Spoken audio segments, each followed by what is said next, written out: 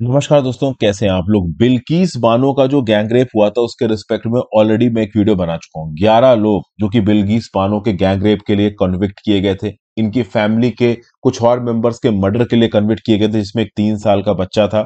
इस कंटेक्स्ट में इन 11 लोगों को रेमिशन दे दिया गया। 15 साल की जेल के बाद इनको छोड़ दिया गया गुजरात की सरकार के द्वारा। अब इस बात को लेकर काफी पॉलिटिक्स हुई। इस पॉलिटिक्स में जो तृणमूल कांग्रेस की मेंबर ऑफ पार्लियामेंट है महुआ मित्र, ये भी बहुत न्यूज में रही है। इन्होंने क्या नाम से केंद्र की सरकार को और गुजरात की सरकार को क्रिटिसाइज किया। अब फाइनली महुआ मित्रा जी ने बिल्किस बानो के बिहाफ पे सुप्रीम कोर्ट में इस केस को फाइल किया। ठीक है, तो सुप्रीम कोर्ट में महुआ मित्रा जी बिल्किस बानो का केस लेके पहुंची। पॉलिटिक्स को साइड हटाते हुए कौन से बेसिस पे जो 11 लोगों को छोड़ा गया है वो गलत है, इसको बात करते हैं। यहां पे 2 सुप्रीम कोर्ट के जजमेंट्स और सेक्शन 432 ऑफ द सीआरपीसी की मैं आपसे बात करूंगा।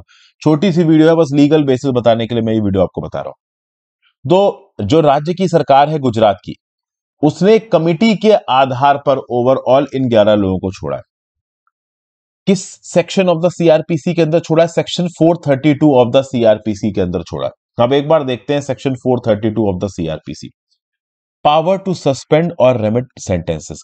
पहला क्या है? 432 का clause 1, when any person has been sentenced to a punishment for an offence the appropriate government may at any time without conditions or upon any conditions which the person sentenced accepts suspend the execution of his sentence or remit the whole or any part of the punishment to which he has been sentenced। मतलब appropriate government यहां पे रेमिशन कर सकती है, आपकी सजा माफ कर सकती है, सजा को कम कर सकती है। एप्रोप्रिएट गवर्नमेंट लिखा है, केंद्र की सरकार या राज्य की सरकार नहीं लिखा। अब इस एप्रोप्रिएट शब्द का मतलब क्या है? ये जो पर्टिकुलर केस था बिल्किस बानो का, इसका इन्वेस्टिगेशन किसने किया था? इन्वेस्टिगेशन किया था सेंट्रल ब्यूरो ऑफ इन्वेस्टिगेशन ने। सेंट्रल ब्यूरो ऑफ इन्वेस्टिगेशन केंद्र की सरकार की ministry of personnel public grievances and pensions के अंदर काम करती।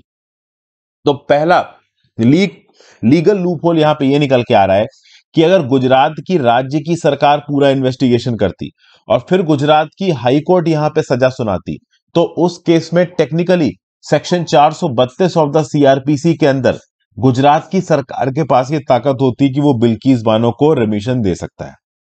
अगर सब कुछ गुजरात की राज्य की पुलिस कर रही है, ओवरऑल सजा गुजरात हाईकोर्ट के द्वारा सुनाई जा रही है, बट यहां ऐसा नहीं हुआ है।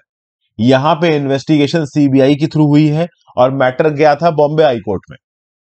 तो कुल मिला के हाईकोर्ट भी यहां पे बहुत हद तक बदल गया था और जो इन्वेस्टिगेटिंग एजेंसी है वो भी बदल गई थी। तो इन्वेस्टिगेशन एजेंसी है यहां पे central bureau of investigation. Central bureau of investigation केंद्र की सरकार के अंदर आती है। सीबीआई की रिपोर्ट के आधार पर इन 11 लोगों को लाइफ इंप्रिजनमेंट की सजा दी गई थी और सीबीआई केंद्र की सरकार के अंदर काम करती है। तो सबसे पहला जो लीगल पॉइंट ये लिखा हुआ है कि सेक्शन 432 के अंदर ये जो एप्रोप्रिएट सरकार है ये केंद्र की सरकार होगी।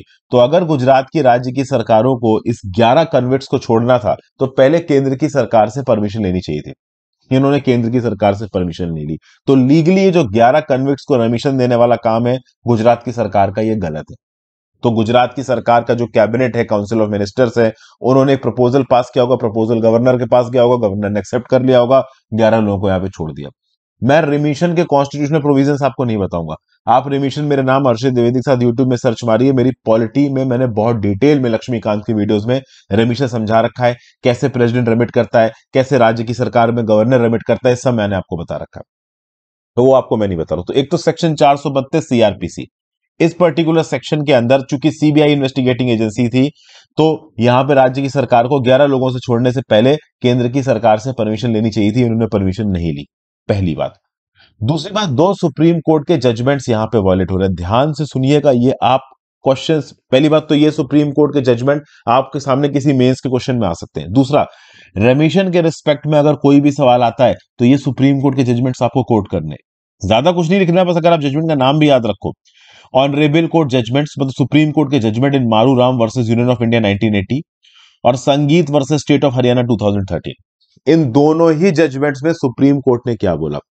मारूराम केस में सुप्रीम कोर्ट ने बोला कि क्रिमिनल प्रोसीजर कोड के अंदर जब भी रेमिशन की पावर एक्सरसाइज की जाएगी, चाहे वो केंद्र की सरकार के द्वारा की जाए, चाहे वो राज्य की सरकार के द्वारा की जाए, तो उस रेमिशन एक्सरसाइज में रीजन, रेलेवेंस और रिफॉर्मेशन, इन तीनों फैक्टर्स को देखना पड़ेगा और केस टू केस बेसिस पे आपको रेमिशन करना है।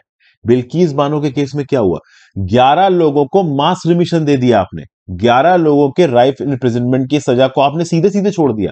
अरे अगर आपको रेमिशन देना था तो आपको केस टू केस बेसिस पे रेमिशन यहां पे देना चाहिए था। हर इंडिविजुअल का बैकग्राउंड चेक करना चाहिए था, उस पर इंक्वायरी करनी चाहिए थी। वो रिफॉर्म हुआ नहीं हुआ, उसका बैकग्राउंड क्या रहा है, क्या परेशानियां थी, ये सब देख के ओवरऑल आप कह सकते हो कि हाँ ठीक है, रेमिशन आप कर सकते थे। तो पहली बात तो राज्य की सरकार अकेले रेमिशन नहीं कर सकती, केंद्र की सरकार से परमिशन चाहिए। और अगर सरकार राज्य की कर भी रही है तो क्या उसने इन गाइडलाइंस को फॉलो किया? Maru Ram versus Union of India Supreme Court, जिसमें सुप्रीम कोर्ट ने साफ साफ बोला है कि सीआरपीसी के रेलेवेंट सेक्शंस के अंदर अगर आप रेमिशन इस्तेमाल कर रहे हो तो रीजन, रेलेवेंस और रिफॉर्मेशन के नाम पे राज्य की सरकार ने क्या किया, ये क्या फॉलो हुआ? ऑब्वियस सी बात है, यहां पे फॉलो होता नजर नहीं आ रहा है इस पेटिशन के हिसाब से। हालांकि राज्य की सरकार बोलेगी कि भाई हमने तो एक प्रॉपर कमेटी बनाई थी, इस कमेटी में डिस्ट्रिक्ट मजिस्ट्रेट थे और बड़े बड़े लोग थे, उस कमेटी के रिकमेंडेशन के आधार पर हमने रिलीज किया। अब उस कमेटी ने जो भी रिकमेंडेशन दी थी, वो रिकमेंडेशन क्या मारूराम वर्सेस यूनियन ऑफ इंडिया या संगीत वर्सेस स्टेट ऑफ हरियाणा के सुप्रीम कोर्ट के जजमेंट्स के प्रोविजन को फॉलो कर रहा है? ये तो भाई देखो सुप्रीम कोर्ट का डिसीजन ही बता पाएगा, और सुप्रीम कोर्ट के सामने मैटर पहुंच चुका है।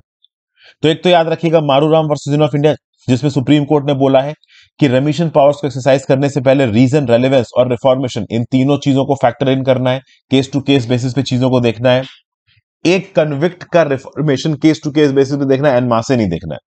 सिमिलरली संगीत वर्सेस स्टेट ऑफ हरियाणा में भी ओवरऑल जो रेमिशन की पावर है उसको प्रॉपर तरीके से फेथफुली इन्फोर्स करना है। केस टू केस बेसिस पे रेमिशन के केसेस को आपको कंसीडर करना है, होलसेल मैनर में आप कंसीडर नहीं कर सकते। तो कुल मिला के यहां पे केस टू केस बेसिस पे तो रेमिशन नहीं हुआ है, होलसेल मैनर पे हुआ है। तो दो जजमेंट्स यहां पे वायलेट हुए हैं सुप्रीम कोर्ट के, मारूराम वर्सेस यूनियन ऑफ इंडिया 1980 और संगीत वर्सेस स्टेट ऑफ हरियाणा 2013। ये दोनों ही अपने नोट्स में इनकॉर्पोरेट कर लो, ठीक है ना। जब सुप्रीम कोर्ट का फाइनल जजमेंट आएगा इस बिल्किस बानो केस पर, मैं आपको बता दूं जजमेंट यही आने वाला है कि जो 11 लोगों को छोड़ा गया है ना, इनको फिर से अरेस्ट किया जाएगा। ये फिर से लाइफ इम्प्रिजनमेंट में जाएंगे, लंबे समय तक छूट नहीं पाएंगे और छूटना नहीं भी चाहिए इनको। हो सकता है सुप्रीम कोर्ट ये करे कि सुप्रीम कोर्ट मैटर केंद्र की सरकार को रेफर कर दे, और फिर चूंकि देखिए 432 सीआरपीसी के हिसाब से अप्रोप्रिएट गवर्नमेंट यहां पे केंद्र की सरकार है, तो हो सकता है सुप्रीम कोर्ट मैटर केंद्र की सरकार को रेफर कर दे। दूसरा, सुप्रीम कोर्ट ये भी कर सकती है कि इन 11 लोग जिनको छोड़ दिया गया है इनको फिर से जेल में डाल दे। सुप्रीम कोर्ट क्या करती है वो हम समय पे देखेंगे, दोनों सुप्रीम कोर्ट का जजमेंट और सेक्शन 432 ऑफ द सीआरपीसी यहां पे कैसे वायलेट हुआ, ये याद रखिएगा। Thank you for watching friends, video को लाइक और शेयर कर दीजिएगा। आई होप कुछ ना कुछ यूजफुल यहां पे आपको जानने को मिला हो। अपने व्यू पॉइंट नीचे कमेंट बॉक्स में दे के जाइएगा। Have a great day, good bye.